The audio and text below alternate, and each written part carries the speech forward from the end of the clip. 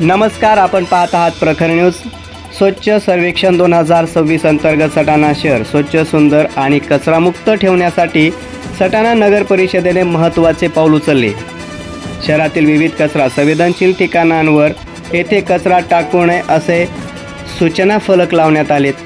सार्वजनिक ठिकाणी कचरा टाकून परिसर अस्वच्छ करणाऱ्या व्यक्तींवर आता घनकचरा व्यवस्थापन अधिनियमातील तरतुदीनुसार दंडात्मक तसेच कायदेशीर कारवाई करण्यात येणार असल्याचा इशारा सटाणा नगर परिषदेने दिला आहे। सटाणा नगर परिषदेच्या मुख्य अधिकारी ज्योती भगत पाटील तसेच नगराध्यक्ष हर्षदा राहुल बाबा पाटील, उपनगराध्यक्ष सुमित वाघ, स्वच्छता सभापती सोनाली दत्तू बैताडे यांच्यासह सर्व नगरसेवकांनी शहर स्वच्छ ठेवण्यासाठी नागरिकांना सहकार्य करण्याचं आवाहन केलं आहे।